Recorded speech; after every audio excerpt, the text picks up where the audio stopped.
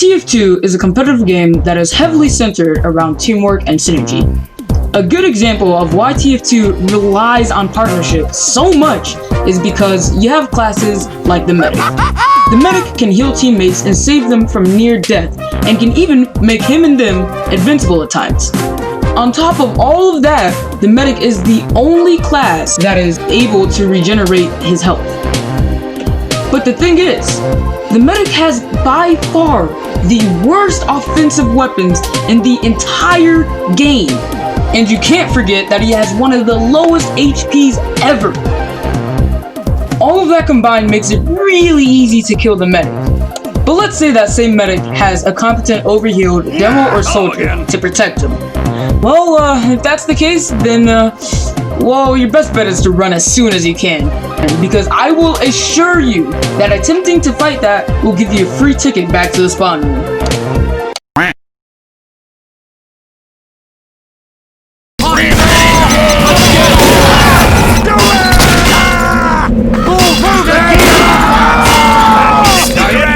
What's up?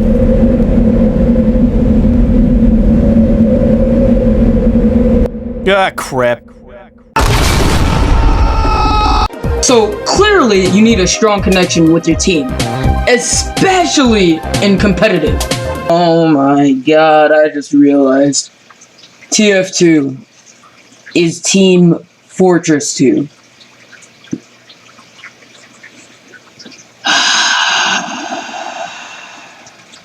You may ask, well, how do I get a strong connection? And that's what I'll be teaching you in this video. All timestamps in the comments, by the way.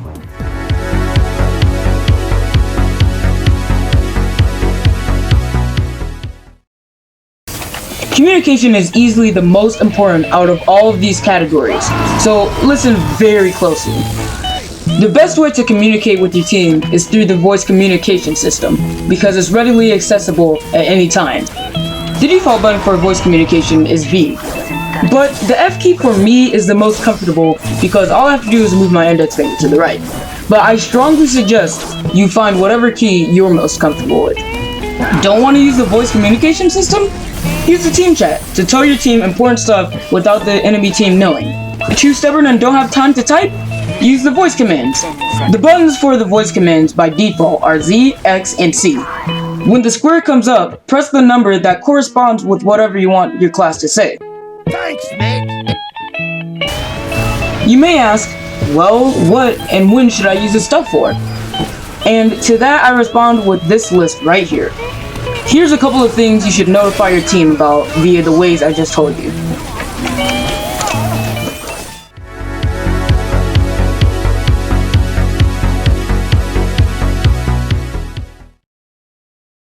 Not knowing strategies in competitive is similar to not knowing how to breathe.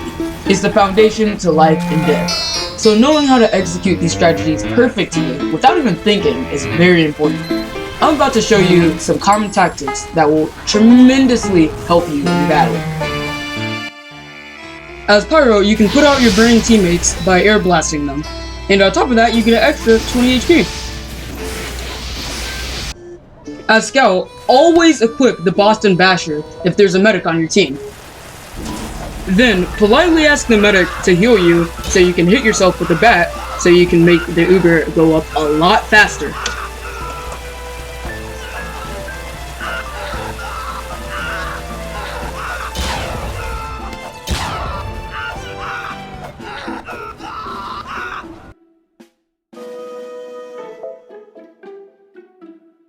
As medic, make sure to always stand behind the person that you're healing so they can sponge damage for you while you heal them.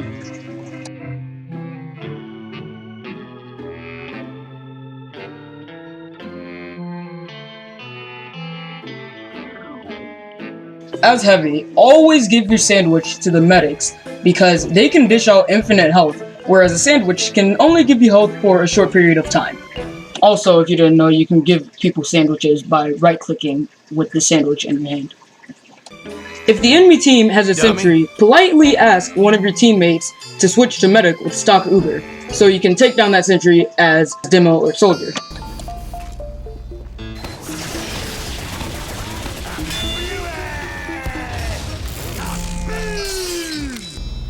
As Pyro, make sure to randomly pump out flames to catch spies crossing your path.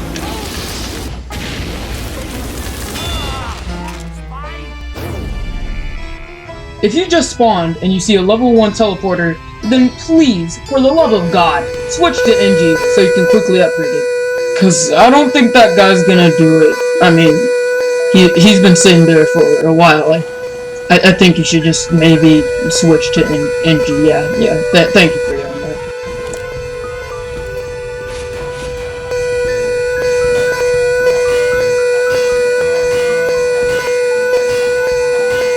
Always make sure to prioritize killing the medic over any other class because, well, the medics can kill people.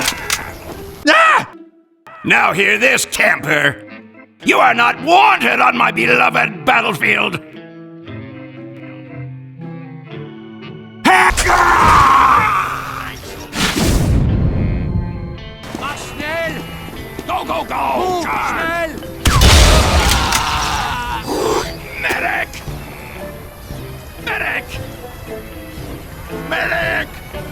If you're a demo man and there's an enemy spy, then make sure to put stickies under the engineers' buildings.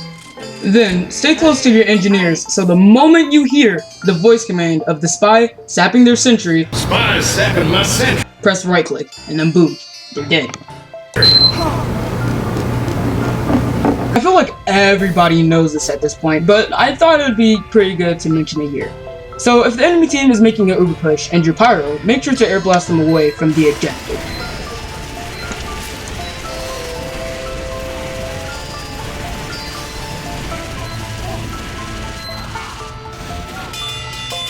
That's as many strategies I'm gonna list here, but you could probably search up some more strategies by literally just going to YouTube and searching up TF2 strategies. Like, it's that easy.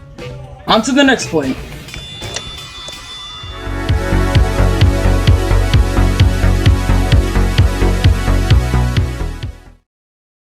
Alright, so basically, picture this. You join a lobby and the game starts, and you hear somebody say, "Hey, medic, follow me to this flank route. Pop crit's there." And all you can think is, oh, okay.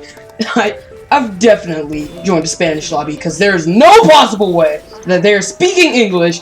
What is going on? But hey, it's okay. I got you. I'm gonna teach you some TF2 language, alright? Just sit down and be a good boy, okay? Alright, good. Alright, first one. Popping has pretty much replaced the word using, but only when you're referring to Uber. For instance, if you wanted to tell your team you're going to use Uber at a point, then you'd say I'm popping Uber at point 1 or something. But if you're trying to say, hey, I'm going to use my grenade launcher, then you wouldn't say I'm going to pop my grenade launcher. A choke point is basically any location that forces engagements and or limits movement options, usually in the case of the attackers. Hallways are good examples of choke points since they're restricting by design. Hey, did that sound remotely structured and good sounding? Well, I didn't write that, so. A sniper sideline is basically a long area that a sniper can scope down, and the moment somebody gets into that area, they shoot. A way this could be helpful is by telling your teammates that, hey, there's a sniper there. Hey, don't go over there because he's permascoped and he will kill you.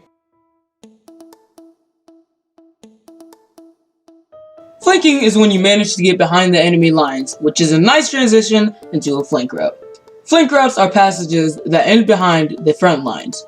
A good example of a flank route would be in Sawmill. There's a spy.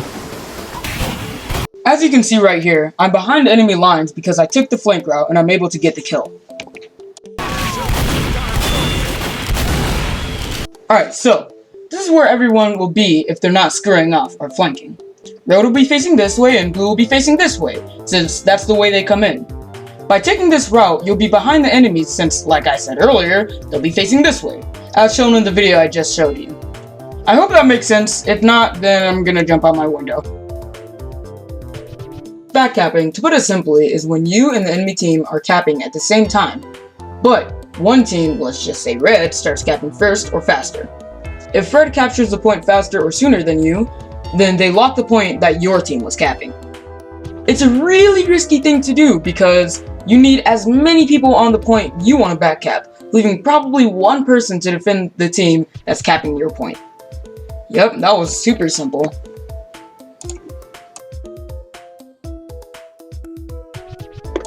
I mean, fragging is literally just if you killed someone, then you'd say, I fragged the pyro or something. I mean, that's literally it. I mean, I guess it could be helpful to know in the case of someone saying they killed their medic. I mean, no, everybody just says med down, so... Yo, why am I even talking about this? A camper is someone who sits in the same spot for a long time, waiting for some unsuspecting enemy to walk by. A way this term could be useful is by telling your team that there's a heavy camping a flank route or something.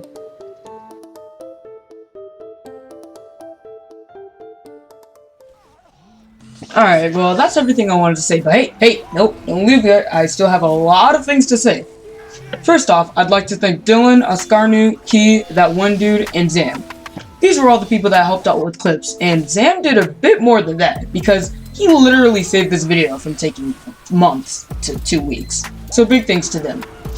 I also have to explain why this video took forever. Is it because you wanted to spread out the time you work on videos to make a much less stressful schedule in life, so you'll be a lot more happier in the end run?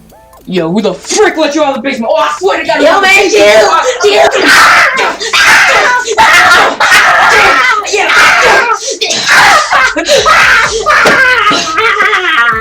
Okay, sorry about that.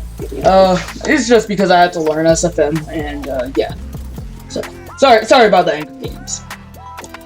Alright, that's all I gotta say. I'm going to go to bed now because it is currently 2:36 a.m. in the morning. Yeah. Alright.